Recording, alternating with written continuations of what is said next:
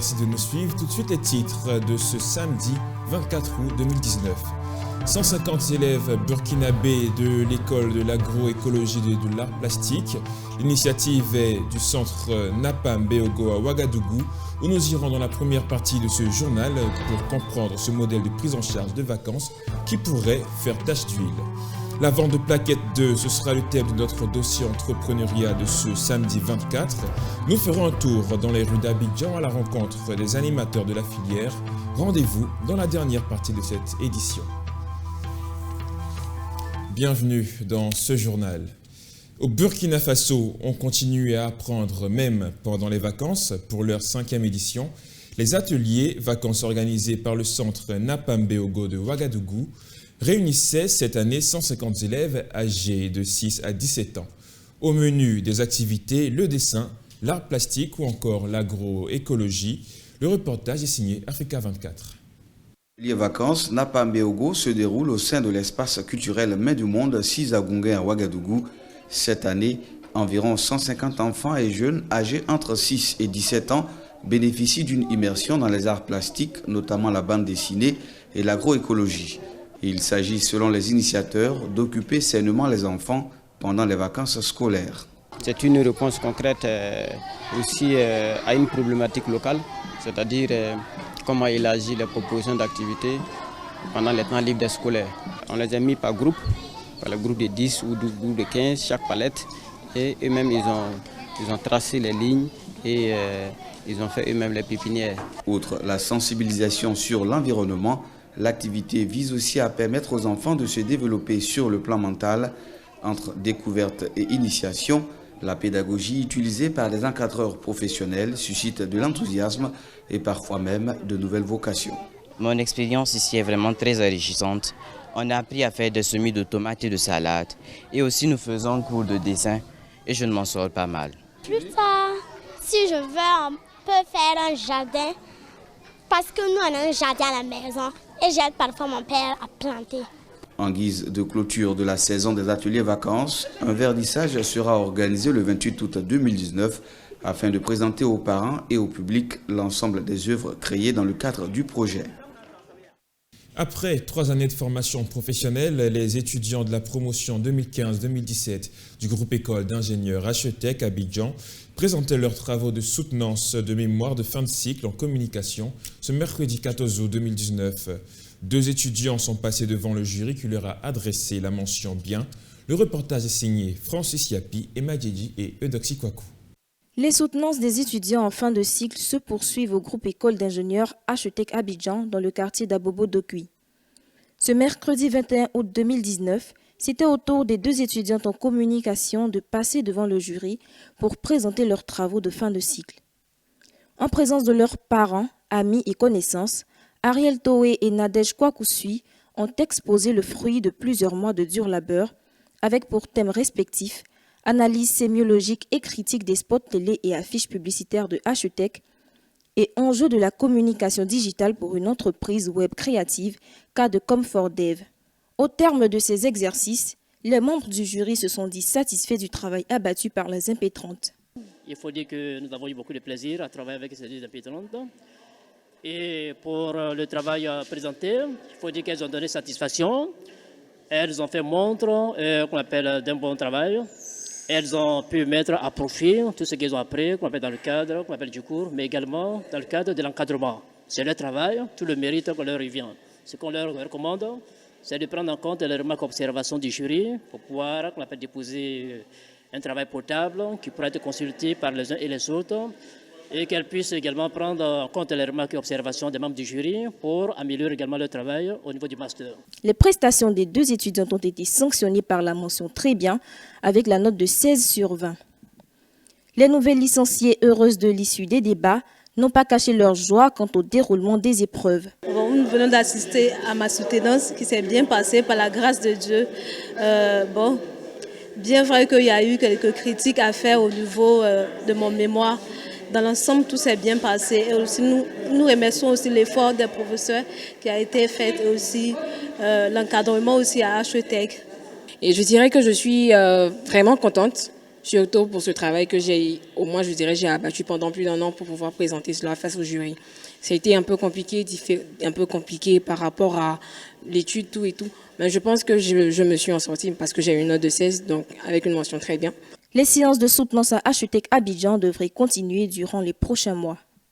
Dans des perspectives d'orientation après la phase de proclamation des résultats d'examen, pour ceux qui désireraient étudier notamment en France, suivons ensemble un extrait de l'émission Études supérieures en France présentée par Asita Cissé sur 2EF TV. Alors, quels sont les tuyaux d'orientation pour des étudiants en France? Alors, tout dépend du diplôme que vous recherchez. Je parle des étudiants africains, bien sûr. Tout à fait. Donc, je disais que tout dépend en général du diplôme que vous recherchez. Il y en a qui cherchent un diplôme universitaire, donc impérativement, ils cherchent une admission dans une université française. Et il y en a d'autres qui sont peut-être beaucoup plus... c'est pas un souci d'orientation, mais ils cherchent peut-être à être un peu plus opérationnels parce qu'on dit que les écoles de commerce forment les managers opérationnels ou le personnel, en tout cas opérationnel des boîtes. Donc, il y en a qui veulent tout simplement avoir un diplôme professionnel, donc tel qu'une licence professionnelle ou un master.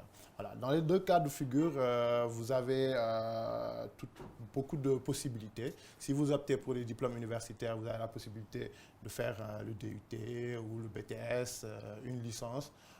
Le master et après le doctorat. Donc pour les écoles spécialisées aussi, il y en a qui répondent aussi à cette hiérarchisation que je viens de faire, oui, mais il y en a d'autres aussi qui sont directement sur le système LMD qui font licence, master et doctorat. Avant cette validation, quels sont les dossiers à fournir? Non, les validations de Campus France, je vous l'ai dit, c'est uniquement les bulletins qu'on vous demande, des bulletins de la seconde à la terminale. D'accord. Et le bac, s'il s'agit d'un bachelier, donc ils vous demanderont l'original du bac, que vous allez mettre sur la plateforme en ligne. Si c'est pour une licence ou un master aussi, ils vous demanderont de donner les justificatifs, voilà, l'attestation de réussite, les bulletins, tout ce qui prouve que vous avez pu valider vos années, donc jusqu'à atteindre voilà, le niveau où vous demandez l'admission. Voilà, donc c'est uniquement ça. Et donc c'est pas compliqué. Les bulletins, seulement que les bulletins. C'est purement pédagogique. D'accord. Donc c'est le CV, les attestations de stage, les attestations de réussite. Donc Campus France ne s'occupe que de l'aspect pédagogique. Voilà, donc votre parcours scolaire, votre parcours académique. Maintenant, si le parcours académique est validé, c'est-à-dire que vous n'êtes pas quelqu'un voilà, qui a fait une première année, qui est parti je ne sais pas faire quoi, jusqu'à 2 ans après pour revenir, ou bien c'est quelqu'un qui a un parcours vraiment très bizarre, d'habitude, voilà, on valide le dossier. Voilà, pour dire que ce n'est pas aussi compliqué que ça. D'accord, voilà. Maintenant, après avoir validé le dossier d'études, ils vous demandent maintenant de passer à l'ambassade qui, eux, pour avoir une compréhension simple, ils vont regarder un peu plus loin que les études. 18 pays africains engagés pour une transition écologique viable lors d'une récente rencontre à Abidjan. Les experts du REDD+, entendaient par là réduction des émissions dues à la déforestation et à la dégradation des forêts, ont décidé de l'organisation d'un forum destiné à mobiliser les fonds pour accélérer la mise en œuvre de développement durable des États en misant sur la préservation de l'environnement. Selon un rapport de la FAO, la part de couverts forestiers sur l'ensemble des terres émergées en Afrique en 2015 était de 27,1%. C'est un passage de force que vient d'effectuer le gouvernement malien après plusieurs années de discussions infructueuses avec les compagnies minières. Ce mercredi 21 août, un nouveau code minier a été adopté en Conseil des ministres en rectification de l'ancienne loi de 2012. Plusieurs réformes ont été introduites, notamment en ce qui concerne la suppression de l'autorisation de prospection, de l'exploitation par dragage et des avantages fiscaux. Le Mali est le 3e producteur d'or en Afrique, une ressource qui représente 95% de son potentiel minier. La diaspora nigériane représenterait plus de 83% des ressources budgétaires du Nigeria en termes de transfert de fonds. L'information émane du cabinet PricewaterhouseCoopers qui précise par ailleurs que le montant de ces transferts est 11 fois supérieur aux investissements directs étrangers enregistrés dans le pays en 2018. Toujours selon le cabinet, les transferts de fonds en provenance de la diaspora dépassent les recettes pétrolières de la première puissance économique africaine. Pour les autorités nigérianes, le défi est de mettre en place un cadre stratégique pour maximiser les avantages des flux financiers pour en accroître surtout l'impact sur la croissance économique. Opération réussie pour le groupe de finances technologiques Tala. L'entreprise vient de mobiliser 110 millions de dollars supplémentaires auprès des investisseurs pour l'extension de ses activités dans plusieurs régions du monde, dans le continent africain. 5 ans après sa création en 2014, le groupe Tala entend accroître son niveau de financement en microcrédit alors que l'entreprise annonce avoir déjà accordé plus d'1 milliard de dollars de crédit à 4 millions de clients répartis dans les 5 pays où elle est implantée, en Asie et Amérique du Sud ainsi qu'en Afrique. Le groupe ambitionne par ailleurs de s'étendre à 5 autres pays dans les 2 prochaines années. 13 milliards de francs CFA pour renforcer le système agricole en Afrique de l'Ouest et répondre efficacement aux besoins des populations. C'est le but du financement que le fonds d'investissement spécialisé Africa Agriculture and Trade Investment Fund vient d'allouer à la banque Aura Group. 6 pays sont concernés par ce programme. Il s'agit spécifiquement du Sénégal, de la Côte d'Ivoire, du Burkina Faso, de la Guinée-Bissau, du Mali et du Niger. Maintenant, la direction d'Abidjan, où nos reporters ont interrogé les populations sur la définition du paradis fiscal. Vous le verrez, les réponses, il y en a eu dans ce micro-trottoir. Regardez. Un paradis fiscal, c'est garder de l'argent à l'extérieur. Bon, pour moi, c'est quand tu as un compte à l'extérieur et que dans ton pays, on ne sait pas que tu as ce compte-là. Voilà, je pense que c'est ça un paradis fiscal. Ça peut être une banque qui est fiable, sûre, qui est aussi avantageux pour les clients. Paradis fiscal, j'entends par le paradis de l'argent. Un peu bon. Moi, c'est ma conception à moi. Parce que qui dit paradis, oui, c'est vrai, mais l'argent, quand tu as l'argent, tu as déjà le paradis. Pas d'argent, pas d'économie, tu es plus à l'aise, tu n'as pas de problème avec quelqu'un.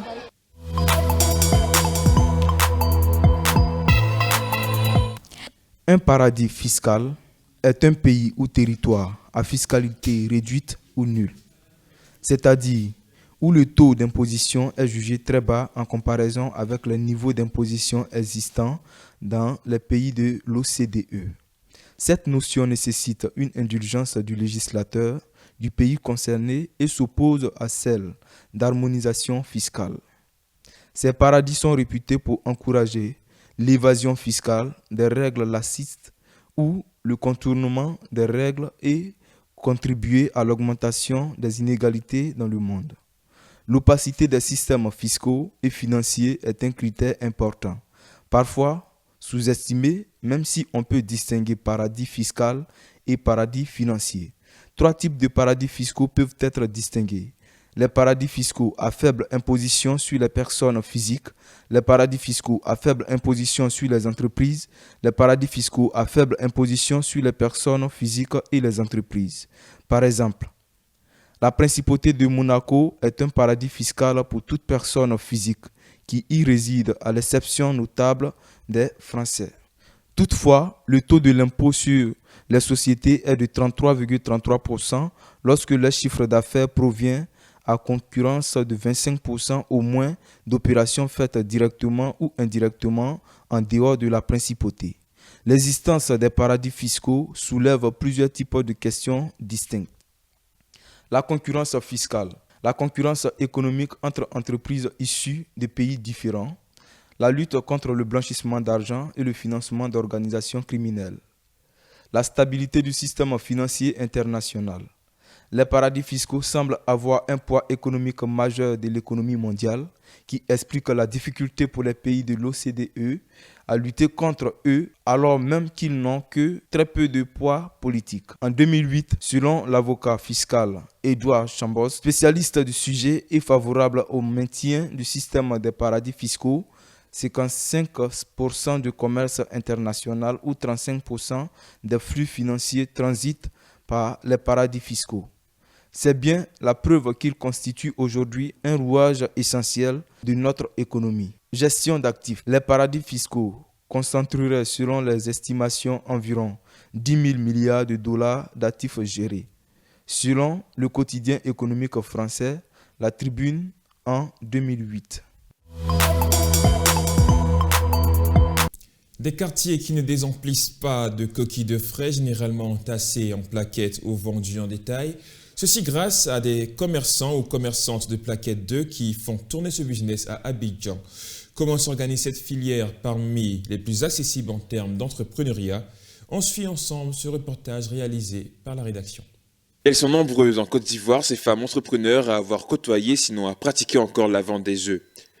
Pour les populations, l'œuf est l'un des aliments les plus privilégiés en raison de son accessibilité tarifaire et il fait partie des ingrédients les plus couramment utilisés dans la gastronomie locale. Cette réalité économique a fini par développer une véritable industrie autour de ce produit et ce sont des centaines, sinon des milliers d'entreprises spécialisées dans la production d'œufs qui se sont créées pour approvisionner le marché. Le fait est que dans le contexte entrepreneurial ivoirien, se lancer dans la vente d'œufs est l'une des activités les plus pratiques, non seulement en raison du peu d'exigences financières que cela implique, mais aussi de la clientèle naturellement disponible qui permet de faire tourner l'activité constamment. Par jour, je peux vendre, comme aujourd'hui, lundi, comme ça, je sais que je vais faire 185 ou même 190 000 francs. Mais c'est les autres jours, samedi, dimanche, comme ça, je peux faire 260, 270. Voilà, ça dépend en fait. Dans ce commerce situé dans le quartier d'Abobo à la périphérie nord d'Abidjan, cette dame en a fait son activité principale. Le magasin qu'elle gère est un centre d'approvisionnement pour les détaillants du quartier et cela lui réussit plutôt bien, en dépit des coûts relativement élevés de la plaquette à la ferme. Je me suis retrouvée dans ce métier pour pouvoir subvenir à mes besoins, être indépendante, ne pas toujours tendre la main et puis trouver que c'est un métier qui est rentable. Ça me permet de subvenir à mes besoins, à ne pas me retrouver dans la rue, à me prostituer, à faire des choses vraiment qui ne sont pas bonnes. En tant que femme, il faut être autonome, il faut être indépendante, il faut arriver à subvenir à ses besoins. Bon, pas forcément ce qui gagne par jour, sinon le métier il est rentable. Sinon les comptes sont bons, on arrive à se défendre, on arrive à subvenir à nos besoins grâce à cela. Pour elle aussi, la vente d'œufs en gros et en détail est une aubaine. Outre le fait d'approvisionner les détaillantes du quartier, elle réalise des bénéfices assez importants en appliquant des tarifs particulièrement intéressants au détail. Un aspect des choses que les populations aiment bien, parce que dans ce centre de vente de proximité, le coût de l'œuf est accessible à toutes les bourses. Bon, pratiquement 250 plaquettes ou bien 300 les dimanches. Les week-ends surtout, 300 plaquettes. Une plaquette à 2000 francs et ce qui est gros à 2200. Cependant, le climat n'est pas toujours au beau fixe pour ces commerçantes. L'idéal pour elles est de travailler en partenariat avec des structures avicoles les plus proches, non seulement pour minimiser le facteur coût et le transport des plaquettes et réguler. Il y a ceux qui vendent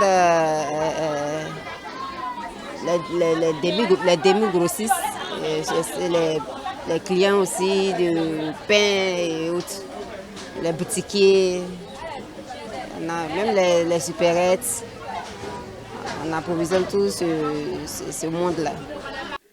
Toujours est-il que le secteur tourne plutôt bien et il a ceci à son avantage. C'est qu'il représente un investissement à tout point de vue utile qui peut s'avérer rentable du fait du haut niveau de consommation des œufs par les populations ivoiriennes. Donnons-nous à présent un peu de temps pour découvrir les taux de conversion du franc CFA zone Afrique de l'Ouest en devises étrangères.